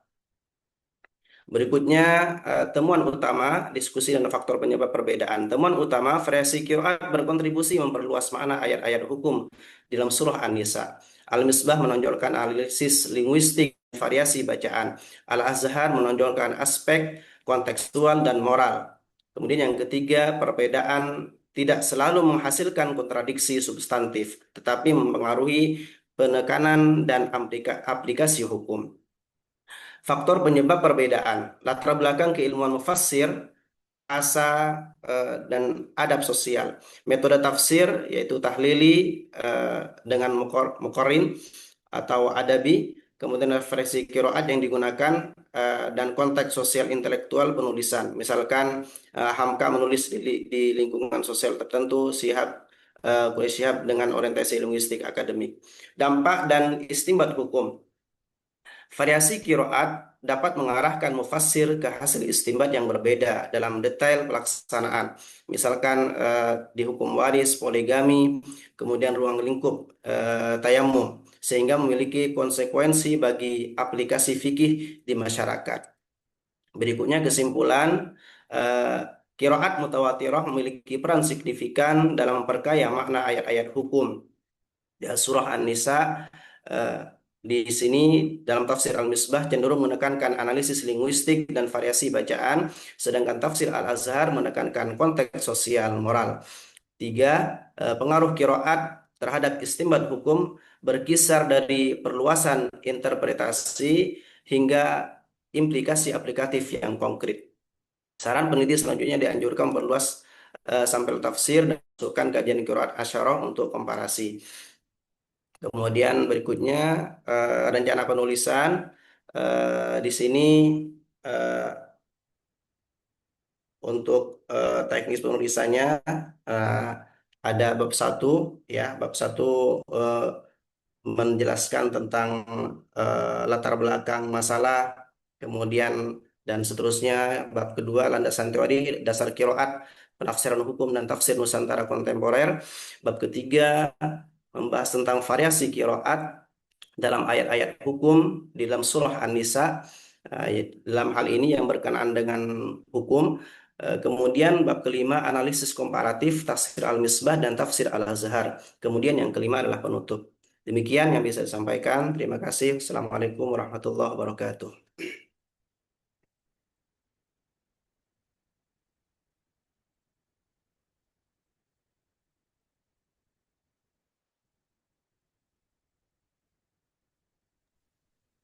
Bismillahirrahmanirrahim. Assalamualaikum warahmatullahi taala wabarakatuh.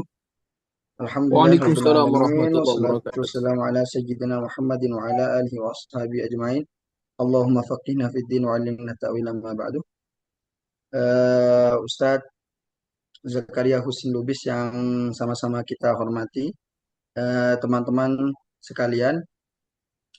Baik, pada malam hari ini saya sebagai pemungkas ya akan mempresentasikan singkat saja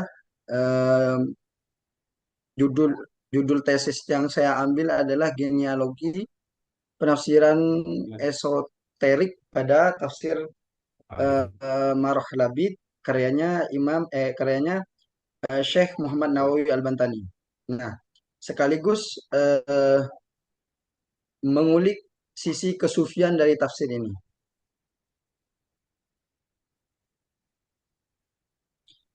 Penelitian ini berangkat dari perkembangan kajian tafsir Nusantara mendapat perhatian dalam studi Al-Quran, terutama akhir-akhir ini ya, sejak 2010 sampai sekarang. Salah satu karya Kalau tafsir bicara Nusantara sebenarnya. yang memiliki pengaruh besar dalam tafsir yaitu adalah tafsir Marah Labid ini, karya Syekh Muhammad Nawawi Al-Bantani. Nah, tafsir ini merupakan tafsir lengkap berbahasa Arab yang ditulis oleh ulama Nusantara dan mendapat pengakuan dari ulama-ulama Nusantara maupun mancanegara.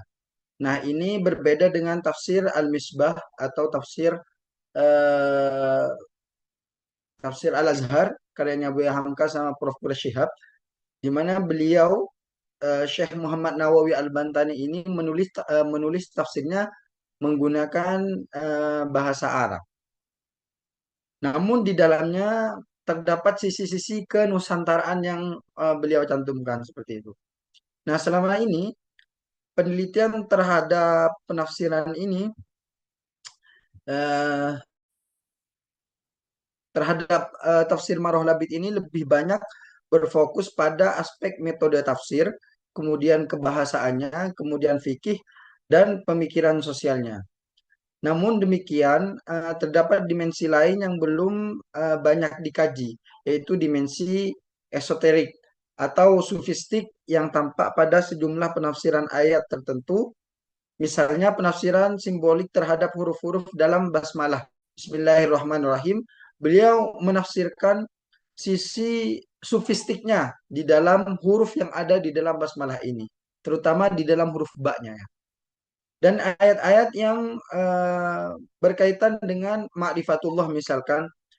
Oleh karena itu penelitian ini berusaha mengungkap asal-usul atau genealogi penafsiran esoterik tersebut terhadap serta menempatkan posisi Syekh Nawawi Al-Bantani ini dalam tradisi tafsir sufi. Kemudian berdasarkan latar belakang tersebut, penelitian ini merumuskan 3 pertanyaan utama. Pertama, bagaimana corak penafsiran sufistik yang muncul dalam Marah Labid. Kemudian kedua, apa sumber yang mempengaruhi munculnya dimensi esoterik dalam tafsir tersebut. Kemudian yang terakhir, bagaimana posisi Marah Labid dalam tradisi tafsir global dan kontribusinya terhadap khazanah tafsir Nusantara. Nah, ini saya belum meringkas pertanyaan-pertanyaan ini ya, rumusan masalah ini, karena memang yang diminta sama Pak dosen hanya cukup satu ini saja, 1 atau 2 pertanyaan saja. Kemudian penelitian ini dibatasi pada kajian aspek sufistik saja dan tidak membahas seluruh dimensi tafsirnya seperti aspek hukum, sosial maupun kebahasaan secara mendalam.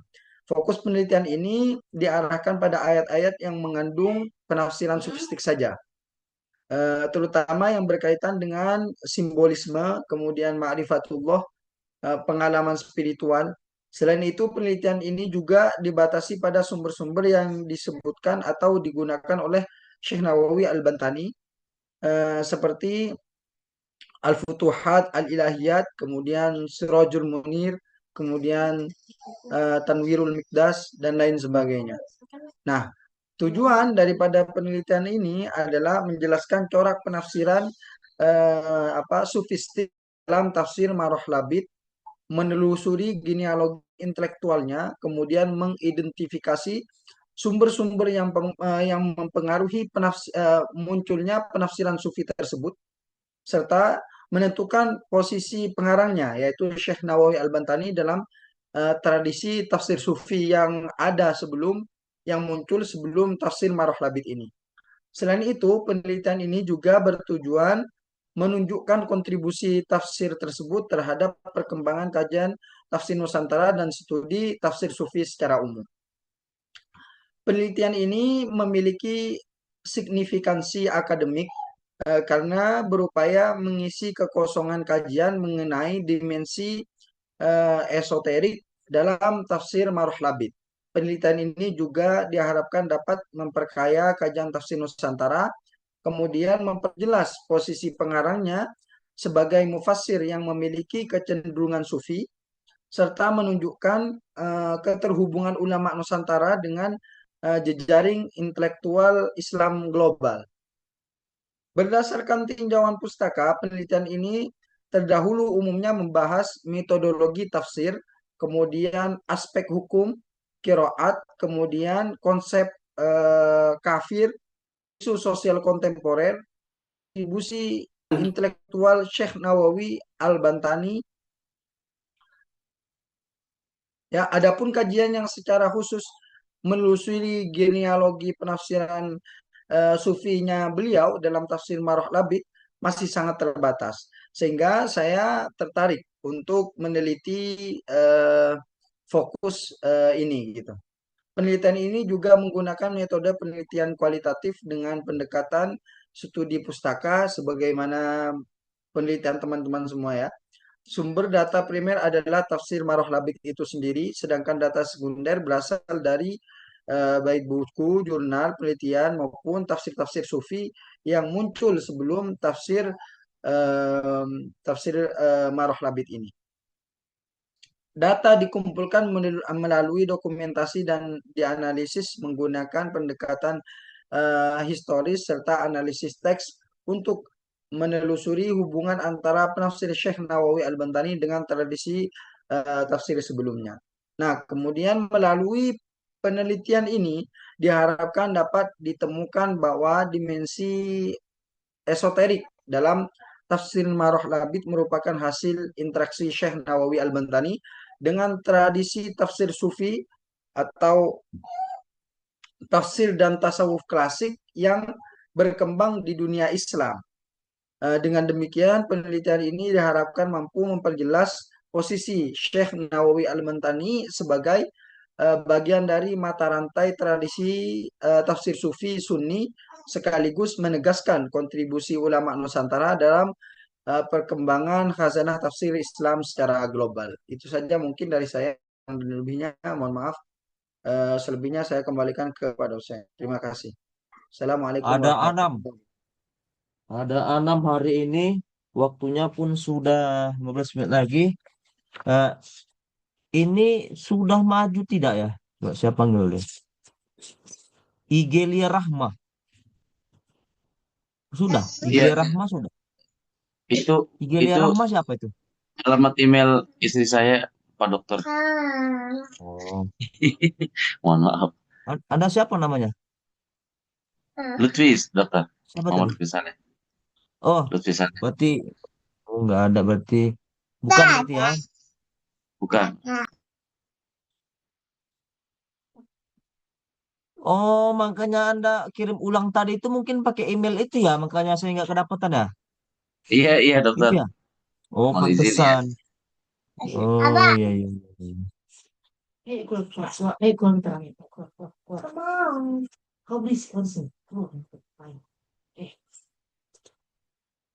Ibnu Nasrullah, Ibnu Nasrullah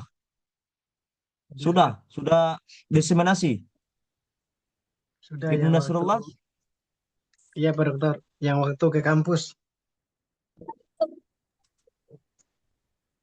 Oh, Anda langsung ketemu saya ya. Iya, Sudah bisa dibuka ini sih.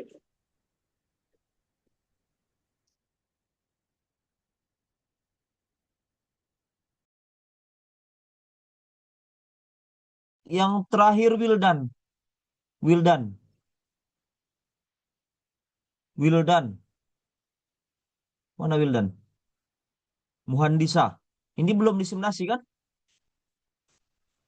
Izin bantu jawab, Pak Dokter. Tidak Ah, ada di layar. gimana nih Wildan ini? Kayaknya nggak masuk. Nggak ada sih di Zoom. Ya, udah pernah diseminasi nggak dia? Belum kan?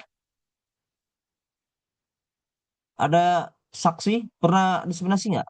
Sudah Bapak, sudah. Pertama Sudah malah ya? beliau. Iya, Wah, yang waktu kapan itu? Judulnya apa judulnya? pertama. Fatherless kalau nggak salah. Fatherless. Oh, Pekan sudah ya, pekan sudah lalu ingat ya. sepertinya Bapak juga nanyain. Oke. Yang ini terakhir satu lagi, Siti Patia. Siti Patia. Udah Siti Iya, Fathia? Ustaz. Sudah. Siti Fathia sudah. Oh, berarti ini ada 2 kali kirim ya, berarti ya.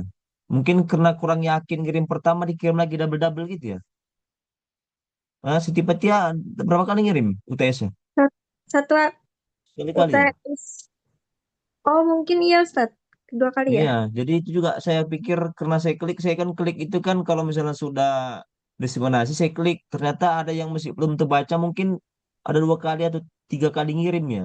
Jadi kayak Pak Lutfi ini kan saya kira belum kirim ternyata di email lain gitu.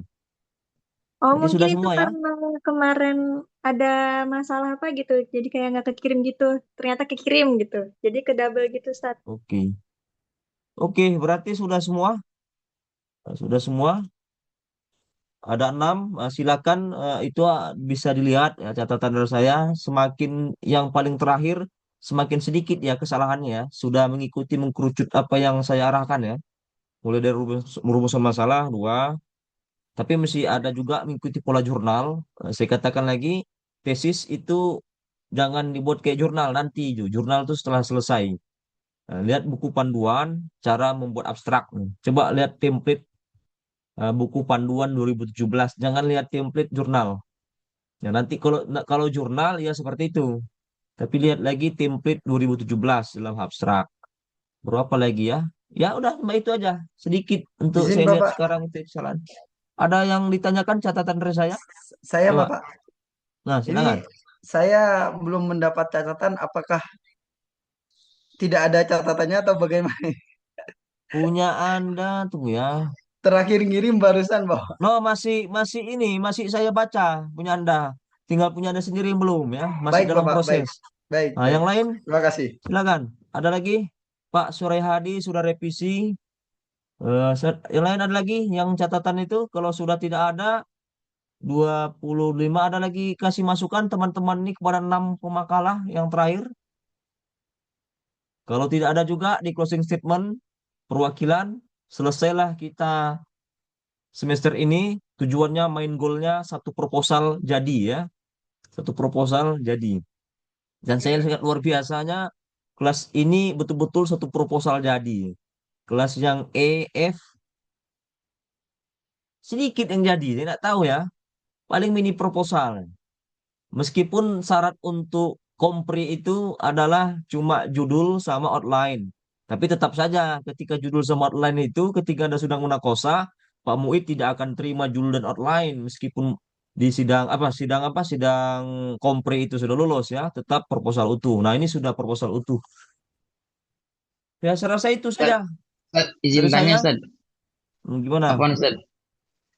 Mau make sure sekali lagi Ustaz. Jadi yang udah direvisi itu disampaikan lagi ke Ustaz atau langsung daftar kompres Ustaz? Kompre ya, daftar. Kompre aja syaratnya ya cuma hanya outline sama judul, apalagi sudah proposal utuh.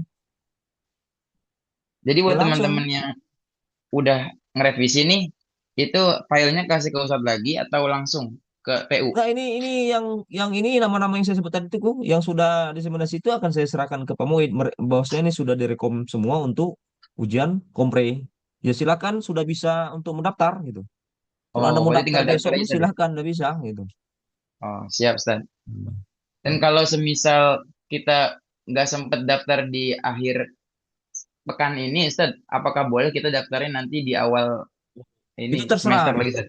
Oh, Kalau terserah ya masalah itu Ustaz. terserah ya mau besok mau tahun depan itu sudah pribadi masing-masing ya. Terserah mau kapan dia mendaftarnya, semakin cepat Anda daftar, semakin selesai cepat Anda kan. Nah, Oke, kemudian siap Rabu Ustaz. depan kita UAS. Cukuplah untuk semester ini ya untuk mata kuliah metodologi penelitian. Saya rasa itu ya. Silakan Izin Pak Siap closing Dokter, Ustaz. statement. izin Pak Dokter Ya saya tanya gimana satu. gimana Pak? Nah silakan. Eh, Tinjauan pustaka saya, Pak Dokter beri coretan, beberapa coretan, namun keterangannya apa maksudnya Pak Dokter ya? Apa tuh catatannya apa di situ? Itu dia nggak ada catatannya untuk yang di tinjauan pustaka saja, tapi yang lain ada Kadang catatan. ada kotak kecil. Kotak kecilnya sudah diklik ya. Coba lihat ada kotak kecilnya. Di kotak kecil tuh kadang ada ininya. Oh, Ada ya? Ada kotak kecilnya, coba diklik kotak kecilnya. Diklik kotak kecilnya. Biasanya pakai laptop Ustadz, baru bisa Ustadz. Ada di sampingnya. Oh, oke. Ya, coba Kalau pakai kadang HP ada kotak nggak ada. kecilnya. Mungkin nanya Pak Dokter, berarti kita masih ada UAS ya? Ya, UAS nanti Rabu depan kan habis. Oh, saya kira include dengan presentasi ini Pak Dokter. UAS itu kan formalitas aja. Siap, Main goal apa ini kan cuma ini kan satu proposal jadi kan. siap Pak Dokter. Nah, tapi tetap Boleh copy Hah? paste berarti Ustaz? Ya terserah, pokoknya main goalnya proposal jadi itu aja. Iya, tidak tulis Sudah tangan kan sampai Ustaz berarti Ustaz? persetujuannya. Main goalnya satu proposal jadi itu aja tujuan ini semester ini kan. Oke, tapi tetap harus ada di layar ketika Zoom ya terserah mau mana ya formalitas saja UAS. Tapi tetap ini ya mengerjakan mau copy paste ya terserah, yang penting proposal sudah jadi ini. Siap Bapak. Oke. Ustaz, Ya gimana Ustaz, Bu? untuk revisinya bisa dikirim ke antum dulu, Ustaz, Ya untuk boleh diperiksa kayak nanti. Pak Surya. Ya, revisi Baik. kirim. Ya, ya Baik, kalau tidak ada Ustaz. lagi nih closing statement. Kirim Perwakilan dari secara 6 itu. pribadi berarti Ustaz ya? Hah? Kirim secara pribadi hasil revisinya. Ya.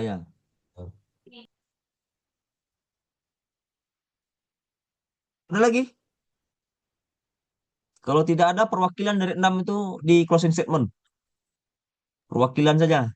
Kemudian Baik, difoto langsung alhamdulillah share. kita sudah berada di penghujung. Dengan ini kita sudah selesai semuanya. Alhamdulillah semuanya sudah menjalankan kewajiban dan tugasnya masing-masing. Semoga lulusnya bareng-bareng semuanya, nggak ada yang ketinggalan atau nggak ada yang kecepatan. Amin. Bareng-bareng bisa semuanya dengan hasil terbaik.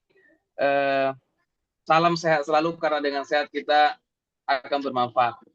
Subhanakallahumma wa bihamdika asyhadu an la ilaha illa anta astaghfiruka wa atubu ilaik. Assalamualaikum warahmatullahi wabarakatuh. Waalaikumsalam. Foto dulu. Screenshot. Silakan difoto langsung di-share ya. Ya, siap. Kami mewakili teman-teman, terima kasih banyak Bapak atas bimbingannya selama ini. Terima kasih. Siap. Ya, share di grup. Ya.